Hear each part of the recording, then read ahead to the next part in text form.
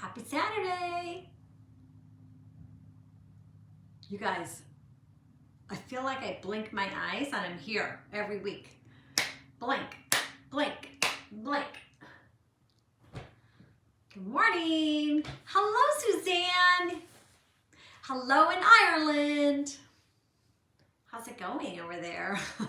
Hello, Kira. Oh, all my UK and my IRE. It's kind of UK. Oh my gosh, you guys, I seriously might lose my mind today. I've been up since 4 a.m. because my dog needed to go out. I don't know why. I had to still figure that out. But hey, Karen, he was up. Hey, Jackie and Judy. He was up early.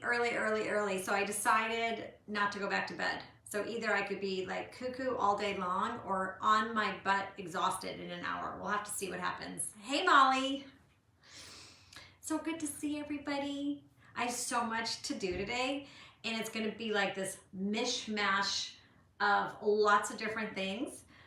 But the main kind of focal point will be about color. So I'm just gonna wait for a few people to get on, and I should grab my glasses so I can see if you guys have a comment. Okay, so I'm hoping, I don't know you guys, last week I am hoping when I flip this camera down to my desk, we will not have an issue. If we do have an issue, I will get off and go back on, but if that ever happens, just always hit refresh on your screen in case for some reason I do, but I'm hoping I don't, and I'm hoping that was just a little tiny glitch. Wouldn't that be awesome? Hello, hi Jeannie. Is Terry on? Oh, I must have missed her. Hi Terry and Donna and Sandy. I think I should do a happy dance. So for everybody on the East Coast, the warm weather is coming your way. I'm sending it over. Today is our last day of like super hot sunshine, I guess, so you'll be getting it. What time is it? It's 2:02. I'm gonna have a sip of my Trader Joe's super power fruit juice. I have no idea. I almost banged my tooth. I have no idea if these are good for you or not. So I think I might have asked you guys this a couple weeks ago. If anybody goes to Trader Joe's and gets the Power 7 stuff, are they good for you? I can't tell. They're very sweet. That can't be a good sign. Oh. Happy Valentine's Day to you, Jill. All right. I'm going to show you my first thing. Oh, okay. Here's what I wanted to do. Okay, let me start over. Today's all about color, and there's something very colorful in my garden right now. And I'm going to show it to you. You guys ready? Voila! So, okay, so you guys might, if you know me for long enough, you know that I don't paint yellow a lot in my paintings, but these are so gorgeous, and they remind me of sunshine and spring and just warm weather, and I thought I would send these over to you guys who are having a cold snap. So in this bouquet are these tree dahlia, you know, I'm gonna look this one plant up because I don't believe it is a tree dahlia, but that's what it's called. But because a tree dahlia is something else. Anyway, so they're still blooming beautiful. Aren't they so pretty? And then I'm gonna tell you my daffodil story in a minute, but there's a couple other yellow things in here that are kind of cool. So this is a succulent, okay? So this is a succulent that we are very lucky where I am to grow all the time. And in the succulent, sometimes you get these beautiful flowers. So right now, these are all blooming yellow in my yard, in my garden. Yard is such an ugly word, yard, in my garden. And then I have a few little snow drops in there, but look at this one. This one is called a Jerusalem sage. And it is so cool, you guys. Look, it has like 3 pom-poms and super long stick. And I just thought they were really pretty. They're really fun to paint and draw too because they're so interesting. And then the daffodils, Okay, I'm just gonna show it to you guys one more last time. The giraffes, I got a giraffe story to show you later too. The daffodils. So do you guys remember, and those who are new to my group may not know this, but a couple years ago, 2 years ago, there was a big fire in our area of Santa Cruz Mountains. It wasn't super close to me, but you could see it right over the mountain ridge. And anyway, there was a beautiful town, Bonnie Doon, and a couple other towns close by that wanted to do this daffodil sale and did a huge fundraiser for daffodils, and that they have daffodils now blooming all in the Burn area. And what they wanted to do was to bring all the daffodils back and have that as a sign of, you know, new life, new beginnings, and new growth. And so anyway, I bought like 100. So I bought 100 daffodils because I think you could only buy 100. It was so funny. I gave a bunch to my friends, but I also planted a lot. And they're all coming out now.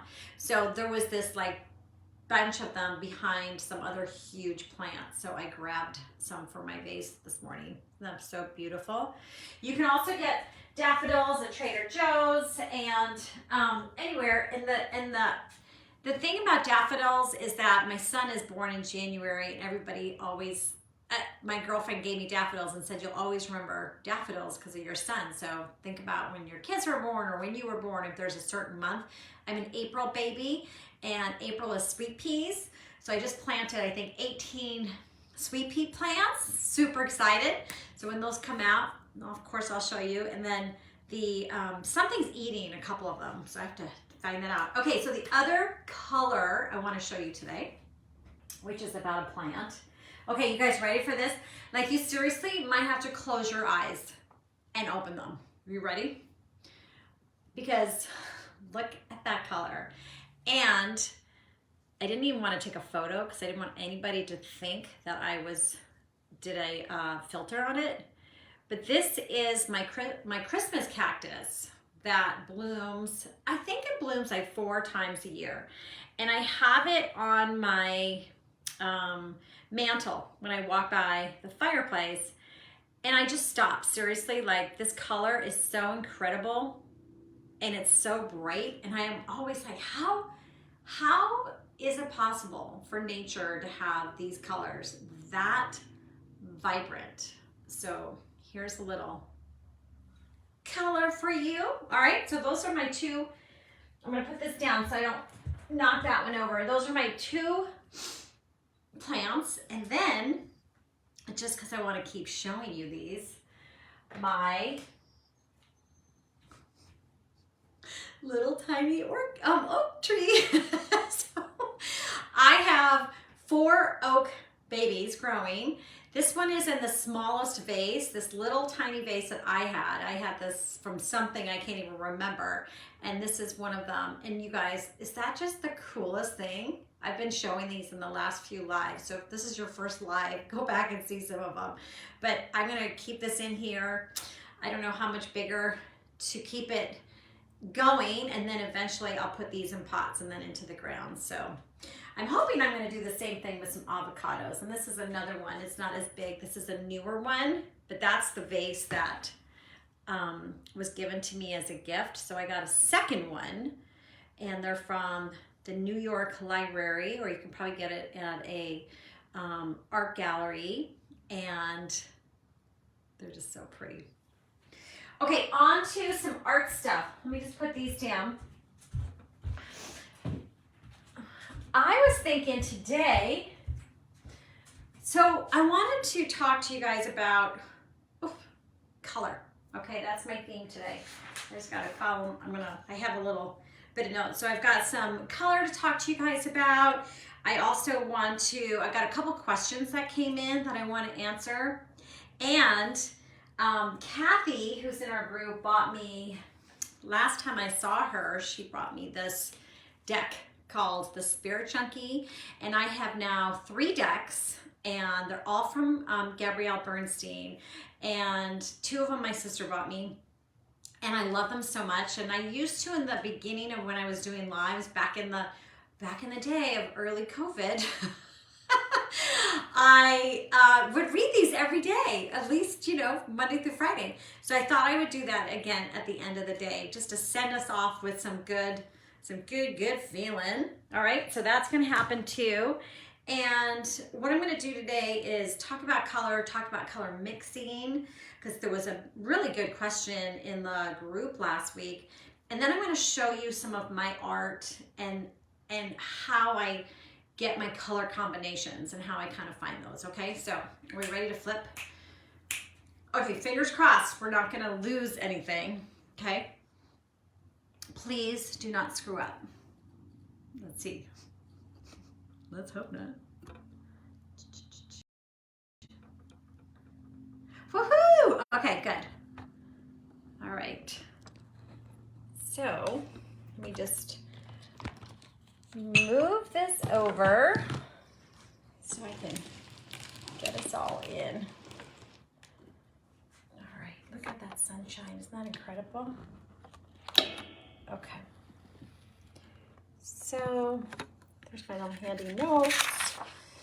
And I don't have my computer on because I'm really trying to save bandwidth and not mess anything up. So I'm going to do my best. It's low enough to see some questions. If they fly through, I forgot my stool, so I got to go get my stool so I can sit down and chat with you guys about this. All right. So I wanted to share with you a couple wheels and a couple color mixing things. So one of the questions was like, how do I, you know, what are some basics on color mixing? And here's the thing, I don't even remember being taught this. So I probably fell asleep during this part of my education. And for me, honestly, I just kind of go with what I think looks good. But I do have a couple things and tools I wanted to show you. So this one is just me, and this was from my new class, taking some colors and adding white titanium to them. And I'm going to show you that in a minute. I'm just going to put that aside. But there's a few things you can get. Like this is just your basic color wheel, and you can find these anywhere. I can't even remember where I got this one. But they're kind of cool because if you are new to kind of figuring out how to, you know, what colors look good together, this is really going to show you your primary and your secondary colors, warm colors, cool colors.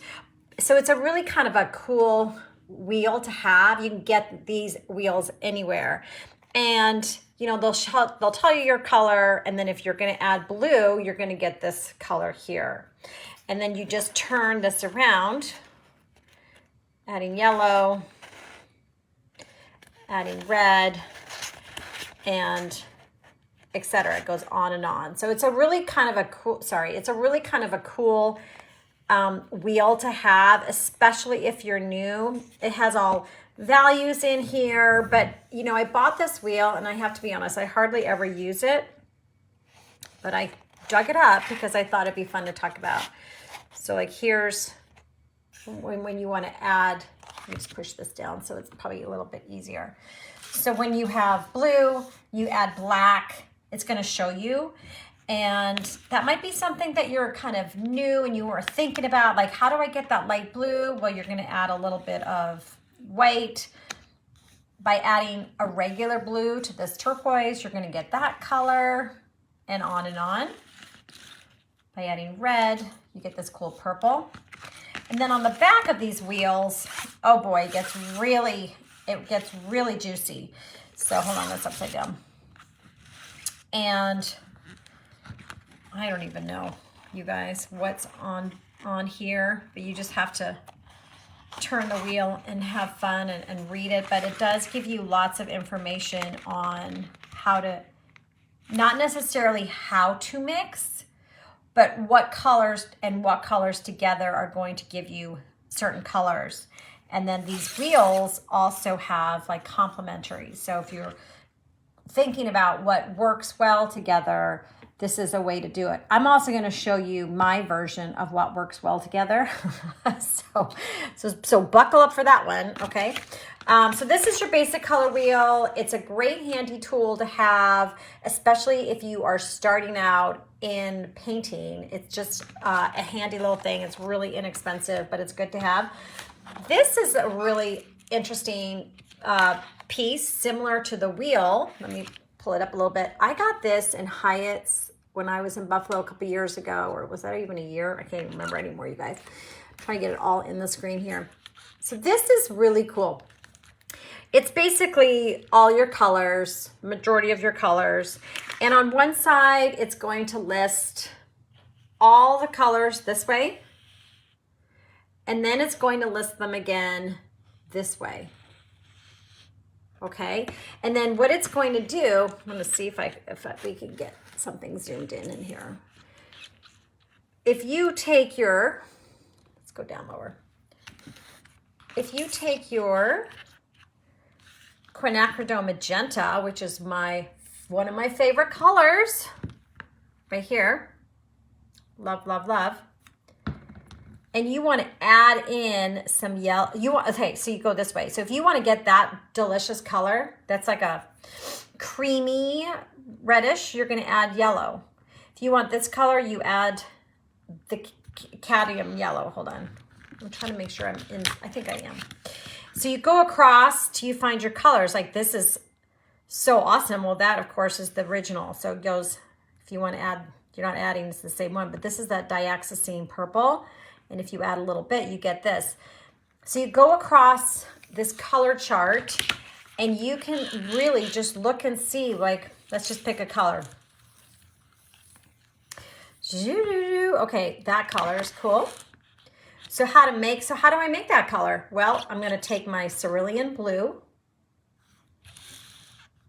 and I'm going to take my quinacridone magenta and I'm going to mix those together. And that's how you can get all of these different colors. So you don't really need to go take a super big fancy class about it. Hold on, I'm looking at this comment. For those who are new to color mixing, when it says to add red, yellow, blue, you would need to add those colors as primary. For example, cerulean view, which is the chart is showing you. Yes, I'm not a different brands will also make a difference. Yes, different brands are going to make a difference, and you know that is what I would recommend. So anyway, so what I would recommend you do if you are thinking about wanting to figure out like what are my favorite colors, and a lot of times too, the way I work is if you look at all my art, there's like a set palette that I just love and I use it over and over and over again. So you find the colors that speak to you, and what I recommend that you do is you do a little exercise like this and you take your paints, the ones that you have right now without having to go buy any, and add different colors to them, add white to them, add some dark Payne's gray to them, and kind of come up with your own chart of what you have. Suzanne in our group has posted something in our feed early this week. I think it was on Monday. I can't recall exactly what day. And she did a little sort of swatch chart too. It's super helpful because Shayna's right. You're going to get different colors of different brands are going to be slightly different. But I think if you just take it with a grain of salt, like they're basically talking about, you know, your blue, your cerulean blue is going to be lighter than like a navy blue and things like that. Okay, so when I did this one, I just grabbed this piece of paper. I used watercolor paper. So if you want to do this in a journal, grab watercolor paper, or just make sure it's thick enough to handle the paint. And then I just took a brush. And the thing about doing these charts too is you just want to make sure you've got lots of brushes, because each color should have its own brush so you're not, you know, mixing your pure color. And then I just wrote here. So this is the Nova Blue Green, and I wanted to add the white titanium, which is this color, to it. And a lot of times I will add inks. I posted about this in my Instagram today. I'll add inks to my regular colors and see what other colors I can come up with. This is giving you a sort of basic chart. and just a kind of a guide. I mean, it is called a mixing guide for that reason. So it gives you like the ballpark where you are. You could end up loving this color blue, but wanting it lighter and you can't quite find it. So then I would just try messing around with either a lighter blue or the white in there. And so when you're doing these charts too, when they're dry, just write notes on them. And then you have it. And then you can always go back to it. So anyway, I wanted to sort of share these two tools that I have. Let's see if there's anything on the back of these. Not really. It just kind of tells you how to use it. And then it just tells you the colors that they're using. And one thing I do want to tell you guys about colors is that even though your brands are different, most of the names are the same. Okay, so for instance, quinacridone magenta, which I just showed you, you'd be able to find quinacridone magenta in lots of different brands. Phthalo blue, the same thing, cerulean blue. You're gonna find these. It's not gonna be like the other brand is going to have a different name. They may have slightly different names or variations on shades, but for the most part, you should be able to find the same color, the same name in different brands. So that's that Deoxysine Violet that I love. Let me just show you. This one is a great color in any brand because when it's by itself, it can be like a black, like a dark color. And I use this in the Bird of Humanity, as a dark color. But then once you start adding colors to it, you can make some beautiful purples, which I love. And then let me just flip this over 1 second because I think the Deoxysine purple is right here. And you can just add all these different colors to get a new shade of something. So experiment and put in the group chat too, like not this one, but in our group feed.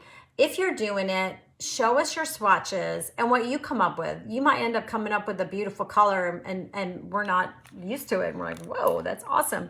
So I just want to show you, so that's kind of like on how you mix it and also how you can use this color wheel. What I want to talk to you next about is in this color wheel, it basically tells you your complementary colors. And I just wanted to also like things that like look good. And, you know, I also want to show you what I think looks good and how I like to work on it too is really by my gut and my instinct. I'm going to show you some stuff. All right, so I'm just going to move this camera up so I can get these paintings in the frame. All right, so hold on. All right, if you have any questions about the color stuff, clearly I'm not going to be the technical person to teach you all that, but I just also really encourage you to kind of go with your gut instinct. Okay, so this is a big painting. It's not going to fit all the way in, but that's okay because I just want to show you some stuff on it, okay? All right. So here is an example of when I work on my paintings, I do these layers and I layer and layer and layer. And a lot of times what's underneath a layer is going to maybe come up. Get this closer. And all of a sudden I might look at some color and think, oh my gosh, they look so good together. And it's going to remind me to use it again. So for instance, this turquoise and this pink are one of my favorite color combinations. And you know, I didn't really know, I would never really probably put pink and turquoise together a few years ago when I was practicing all the time, but then all of a sudden I started really enjoying how it looks. So this heart, let me move this. I ended up doing one side in this magenta, and this is that quinacridone magenta with a little bit of white. And then over here, this is the phthalo blue, turquoise, and I ended up using that with a little bit of white as well. And it's sort of got the values the same, but look how gorgeous they are together. And it's things like that that you can just start to remember and recognize. And then another color combo that I was working on is actually this green. This has got all my favorite colors in here, but so working with the green and that turquoise right alongside of the oranges and reds. Like you may think, oh my gosh, that is too much when I'm working on my colors together. But really just, I just do it by what feels good inside of me. So if I had yellow in here, I don't think I would enjoy it as much. When I use orange, I use just a little bit of orange. I don't use a ton because those colors to me are, they're warmer and I just don't feel like that feels good. So a lot of my work is by my intuition and my instinct and how I'm feeling about it. So I love how some of these purples started showing up lately, like a little bit of the violet and a little bit of this green together. So when you're working on a painting, think about what color combinations go together. The other combinations that I'm loving is an orange and a pink. Now I would never have picked orange and pink together. And then something happened where I ended up painting on some painting and they were together. It might have even been my pink Ellie. And I absolutely love it now. So pink and orange are like, I love them together. I'm trying to think if I got another one here. So that's just kind of taking some paintings that even maybe taking some work that you have. Let me show you this.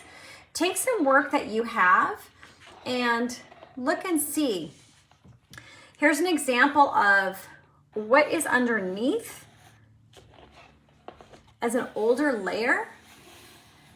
And then looking at some of the paint that comes up on top of it and then seeing how they work together.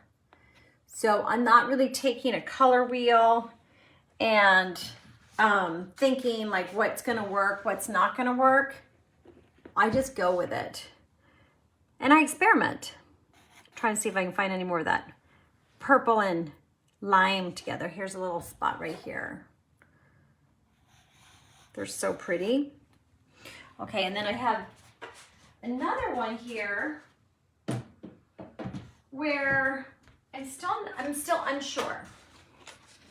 So I'm unsure of this one. Actually, let me move this one. Of the colors because I use so many colors and got a little busy. Hold on, let me move this. Let me move that. All right. All right.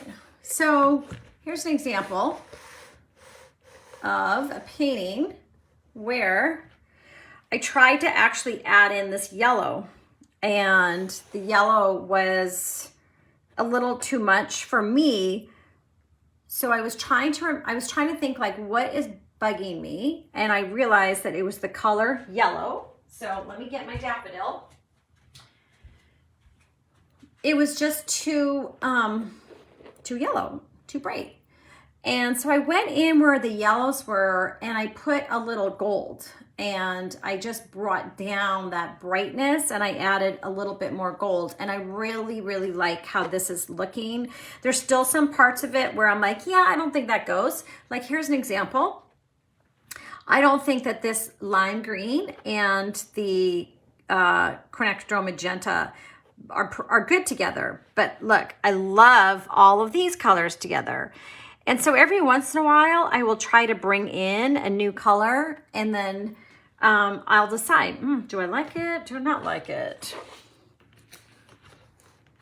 So there's an example of, I had that bright yellow and then I went with the gold. Okay, do I have another one? I just wanted to show you. I really, really want to encourage you guys to go with how it feels inside. I'm just looking around to see if I have any other color combinations that I really like. This one from Layered Petals is when I take some of my colors and I really just tone. Okay, so I know you guys, I use a lot of colors, so I can't say I don't have a lot of colors in here, but I don't have all the colors in here, right? Like I don't have, I don't have my smorgasbord of colors. So I picked, you know, a handful. And a lot of times too, especially when you're new and starting out, I would recommend that you just kind of, you know, paint with a select amount to see if they go together. But now I know that I'm crazy in love with my pinks and my blues and my greens and my purples. Like that would be me. Like if I could say, what's my color palette? This would be my color palette. This makes me feel good. And I get so much joy and satisfaction of looking at these colors, where one of my dearest friends, Renee Mueller, she will have totally different color palette, and hers are more elegant. And she's got some olive greens and burnt siennas and beautiful browns and very earthy colors, very romantic. And we're just very different that way. And it's really what feels good to you. So I recommend that you do your swatches by what feels good rather than what the traditional painters believe should be. It's very similar to, I wanted to tell you guys this too. In the olden days, not very long time ago for me, but no, I'm just kidding. A long time ago for me. But when I was in college, they would be, oh no, you cannot go right from your bottle or your tube. No, you need to mix. But nowadays, you guys, I basically mix my colors whenever I want. And sometimes I want a nice bright orange and I'll go right from the tub. And I don't want anybody to think that that's not acceptable. It 100% is acceptable. You can do anything you want. And one other tip I had on colors before I hit my questions would be that when I'm working with certain colors, especially orange, I like to, let's see if I have it under here. I really like to put white down in some areas to make my orange pop. I don't know if I could even remember, this is a while ago, but if you are working and you want your color to really be bright, then put a little white underneath it and then put the paint color on top. So hopefully I'm not all over the place, but I do want to share with you guys that. All right, so I'm going to move away from our beautiful colors to a darker color. It's actually dark, and show you guys this little technique or demo. It's not a huge one. And then answer some questions. Okay, so hold on. The farther away you get from the school, yes, totally, Karen. The farther away you get from the school, I don't think I remember so much of that. I don't remember. All right, so I have this. This is a question on a type of crayon. So I'm going to squish this down a little bit more. All right. One of the questions is, and in my new class, I use this, but I want to show you guys, you do not have to go get it. It's only if you had it. So this is a Lyra graphite crayon, and it's water soluble, okay? This is a Neo 2. It's water soluble wax pastel. So this is just, it's bigger. It looks a little bit more like charcoal color. And it's another great tool to sort of start playing around with when you want to loosen up your canvas. So let me just show you something. I'm going to get some water. Oops, sorry about that. I'm going to get some water. And the thing about the wax crayons, they have to be water soluble. I had a question on whether or not it could be if it's not water soluble, then you just can't use the water, and that's what I like to use it with. These both come as non-water soluble. So just make sure when you're buying any of your products, you really read underneath like exactly which one it is. So in many of my canvases, I like to write and paint and do all sorts of fun things. And I love dipping in water. I just think that's fun. Gets you kind of loose. But I wanted to show you that, look, there's not a whole lot of difference between the Lyra and the Neo. And if you don't have, and I'm only using this grayish black because I don't have black, you only need a dark color, okay? So I just wanted you to know that and not worry about getting this tool. This is a great tool too, like if you wanted to draw with some charcoal and some graphite, and you can use this dry or wet. It doesn't matter. Both of these are dry or wet. But this is also a great tool if you're sketching, you're doing a lot of sketching, you're working on some newsprint. So you can use it either or, wet or dry. I just kind of wanted to show you guys that. And, oh, you guys, I'm getting so hot.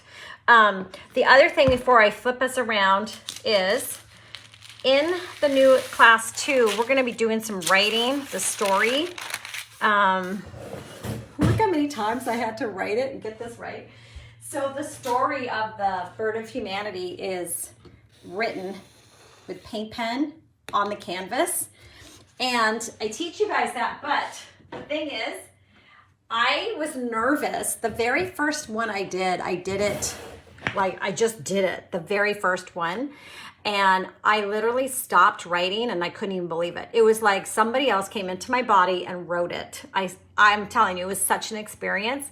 But when I was filming the Bird of Humanity class, I was like, okay, I don't trust myself that this is gonna happen twice. So in the lessons, I show you my little trick on how to get the writing on the canvas. And I'm also going to take a photo of these and have them as a PDF in case you wanted to use them to trace.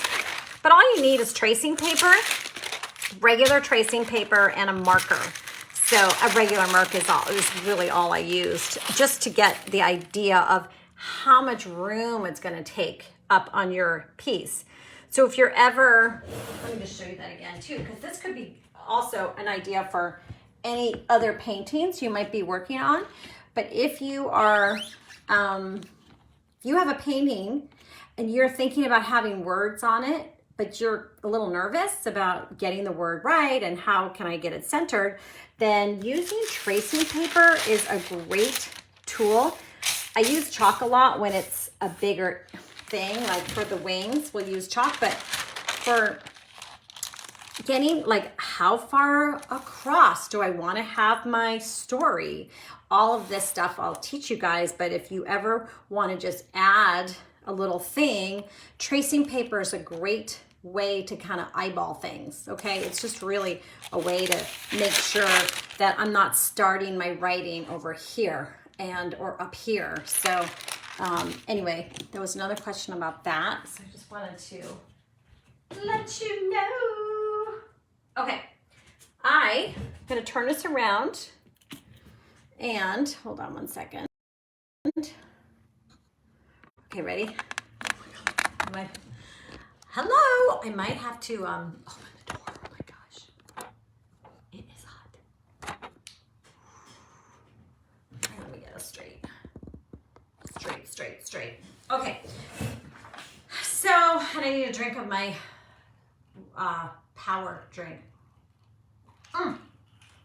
It's so warm by my house right now, you guys. It's crazy. Okay, so I talked about color and a couple questions I want to talk about. One was the Lyra, so we did that. Okay, this one is really important to me. And there may be some of you guys out there that feel that when you're creating, it's not good enough. Or if you are trying to draw something realistic, it's not perfect enough. Or it is not the way you think it should be in your head, and that happens a lot. And I just wanted to share a couple things with you guys about that. So I think it gets easier with practice and time, and it's taken me a long time to get to that place of being comfortable with what I've created and really trying to enjoy the process part.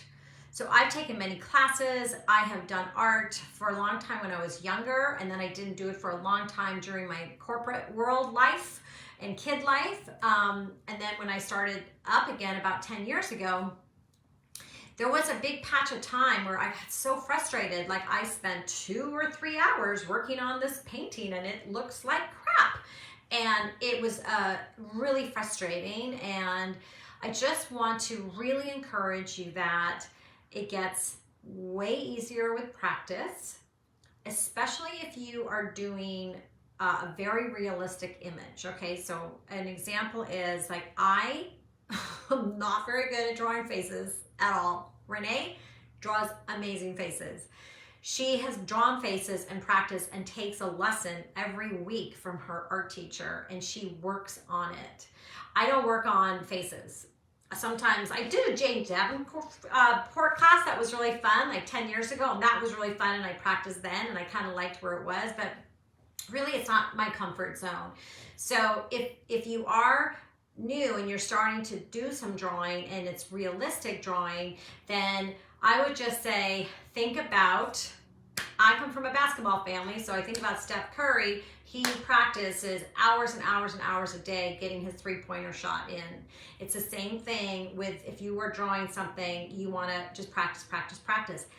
As in the same way, I would recommend that you practice with your color palette, like we talked about earlier today, is that keep trying it and practicing and playing around and noticing each painting. Whoops. Whoopsie. Noticing each painting and what you like. And if you get to the end of your painting episode and you're like, yeah, no, I'm not liking it, I highly recommend, and I say this to the point where you guys are like, all right already, is I would put it away, hang it up, see what's bothering you, but think about the joy you had from just doing the process. It's so important because we are all exactly where we're meant to be. We're all perfect, exactly where we're meant to be in our art world, in our life. So when you're looking at your art journey, whether you've been painting your whole entire life, whether you're just starting, whether you're in the middle, you are exactly where you're meant to be. I just want to encourage you guys to keep doing it. Just to keep showing up and practicing, and even if it's 10 minutes a day.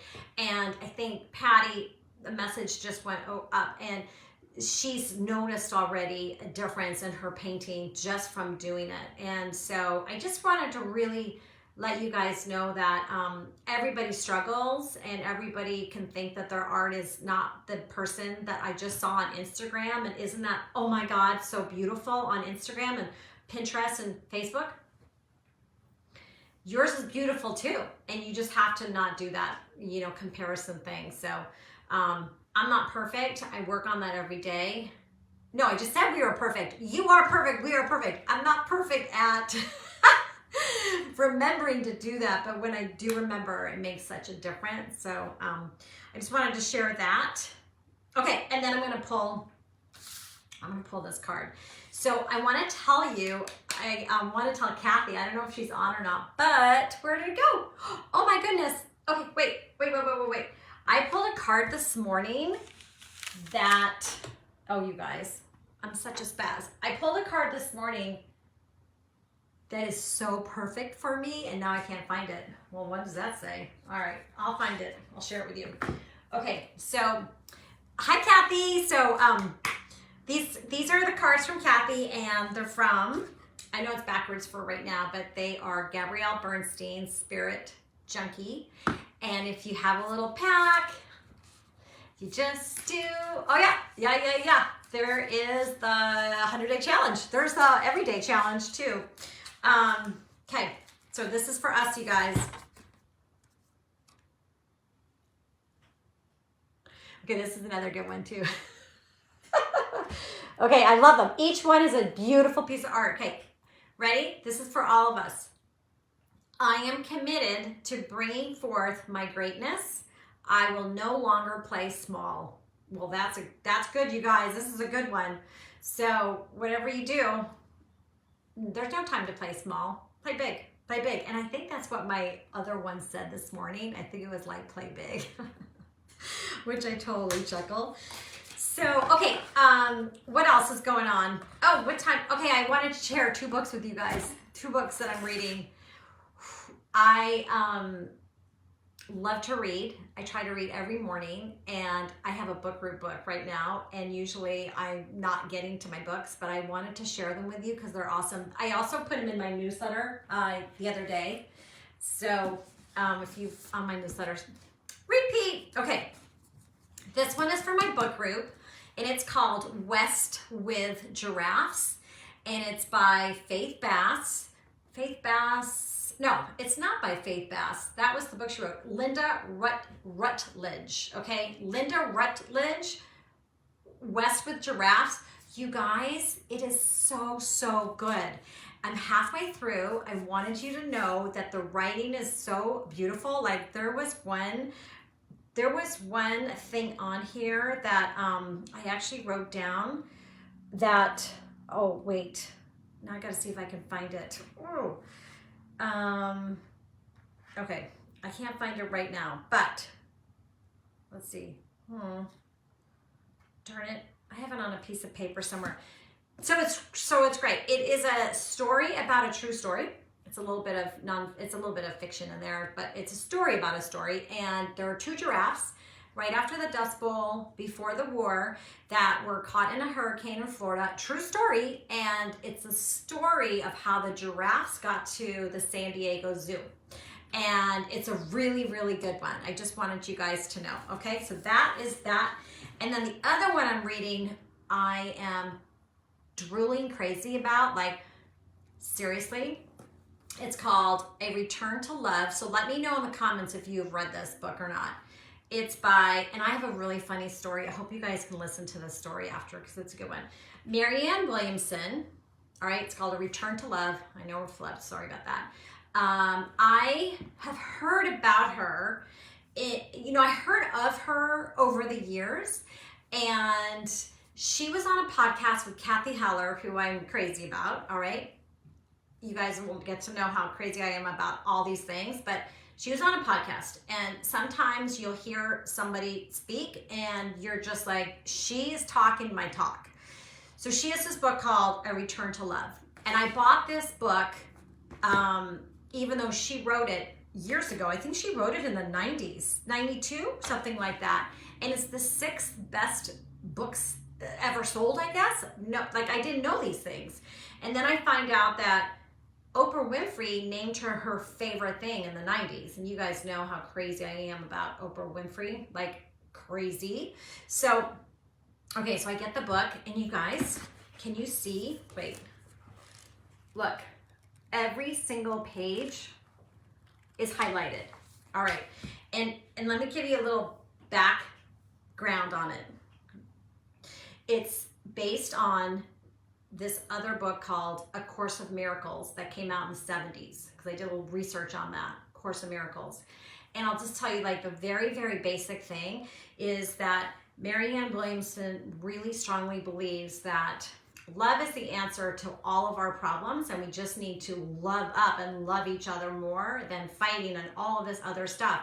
And so Course of Miracles is like taking, or this book, it's actually more this book, it's like taking all of the technical things from all the religions and mushing them all up, and it's not so religious as it is spiritual, and just really believing in the power of love and choosing a better thought. So I don't want to be too preachy here, but you're choosing a better thought, to have a better day, to be a better mom, wife, partner, whatever, to choose better, to choose love, and to choose joy. And so I got this book, and here's what is so hysterical.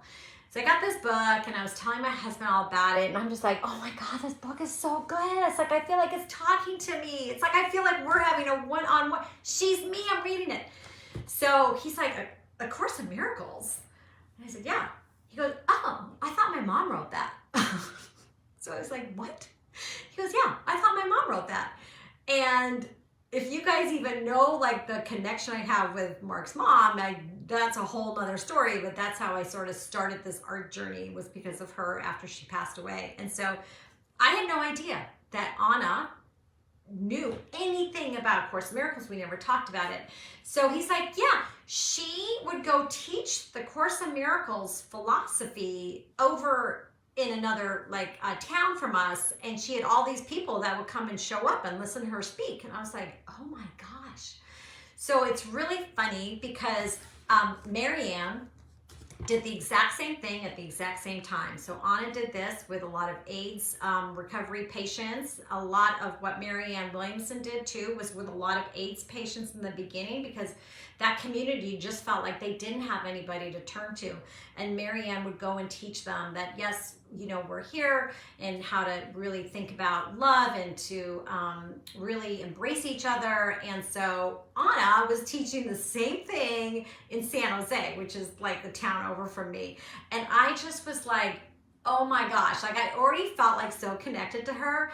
And I just feel like this is so crazy. So I'm sure half of you guys think I'm bizarre and nuts, but it's just sometimes, and I was talking to Donna Propus about this, I think sometimes in life, some things just happen for reasons. And this book just happened to stumble on this whole thing. My whole story with Anna just gets more and more woven as she's passed away, but still in like the presence of being here. So anyway, I was not gonna tell you that whole entire story.